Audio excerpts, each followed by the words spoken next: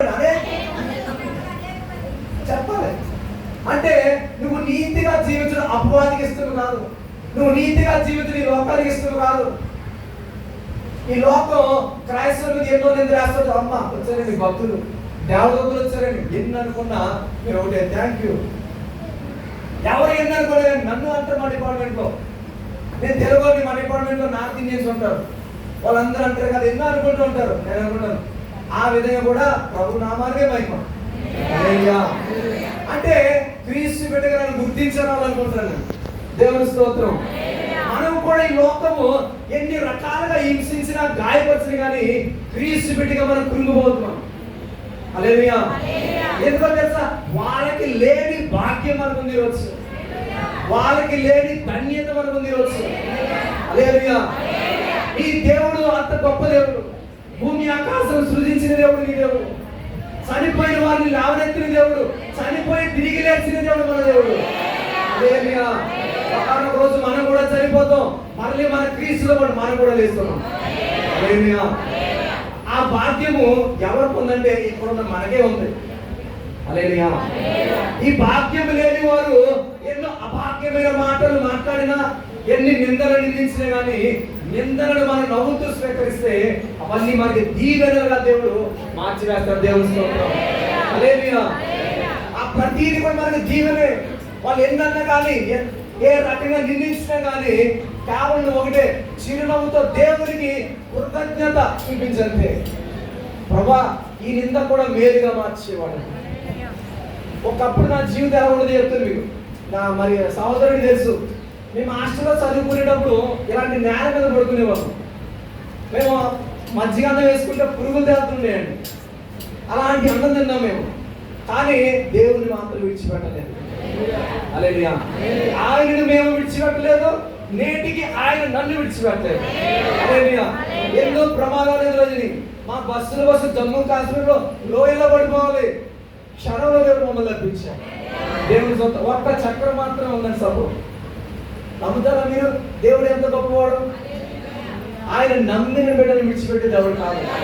వేటగాడు ఊరిలో నుంచి తప్పించే దేవుడు ఆ ఊరిలోనే వేటగాడు తప్పిస్తాడు. ఎవరైతే మనల్ని గాయపరిచాడో వాళ్ళే మన దగ్గరకు వచ్చి సమాధాన పడేలా చేసే దేవుడు మన దేవుడు. అందుకంటే కదా శత్రువుల మధ్యలో మనకి భోజనాన్ని సిద్ధపరిచాడు. దేవుని స్తోత్రం. అంత గొప్ప దేవుని కలిగిన మనం నిలకడ లేకపోతే నాకు చాలా బాధ అనిపిస్తుంది. హల్లెలూయా.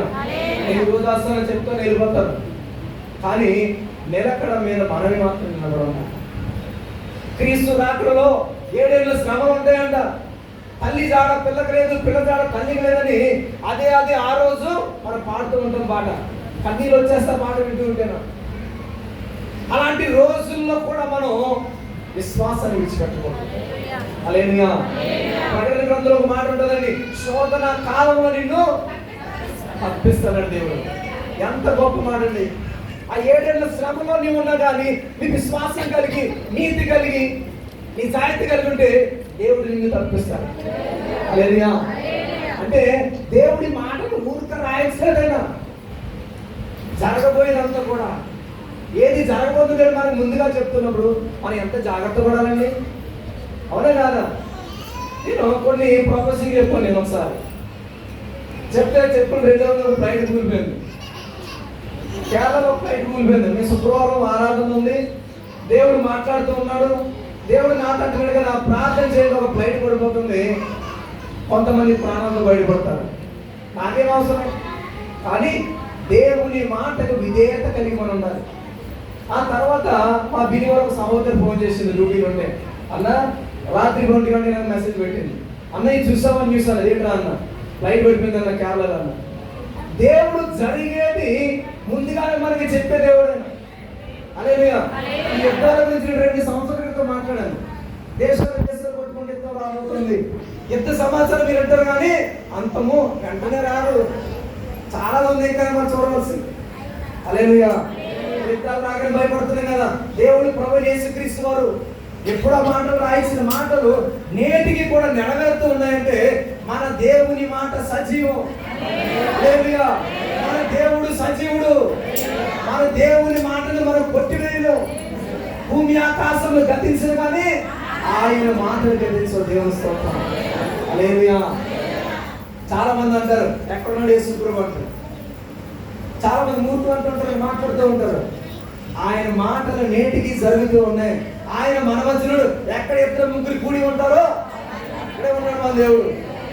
అంటే మన నేత్రాలు ఇంకా గుడ్డిదనం పోవాలి ఇంకా. అవునా కాదా? మనం చూడలేము. దేవుడు అంటే నీవు నన్ను కనుగొనంటే జాగ్రత్తగా చూడాలి, పరిశీలన చేయాలి. హృదయ శుద్ధి కలవడతాయి. నీలో ఎంతమంది దేవుని చూసారు చెప్పండి?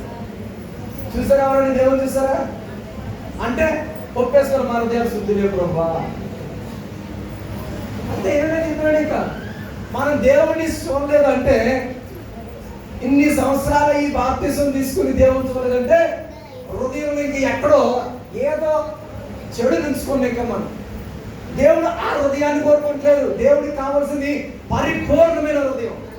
హల్లెలూయా. మనం అంటే కదా గుండె 4 గదులు ఉంటాయంట. ఒక గది నా భార్యకి, ఒకటి నా ప్రియురాలకి, ఒకటి నా కొడుక్కి, ఒకటి లోకానికి. అంటే దేవుడు ఉండడు. హల్లెలూయా. అయ్యో చెప్పడమ్మా. దేవుని స్తోత్రం. హల్లెలూయా. హల్లెలూయా. అంటే మన హృదయం ఇంకా ఏదో వెలితులు పెట్టేసుకున్నాను. ఏముంది మన హృదయంలో? ఒక భాగాన్ని దేవుడికి ఇచ్చాం. దేవుడికి కావాల్సింది అది కాదు. నా దేవుడికి నువ్వు ఇస్తే పరిపూర్ణంగా ఇవి. హల్లెలూయా. ఆయన నీ నుంచి కోరుకునేది పరిపూర్ణమైన హృదయాన్ని. నువ్వు రాతి గల హృదయాన్ని ఇస్తే మాంసపు హృదయంగా మార్చుకుంటాడంటే. హల్లెలూయా.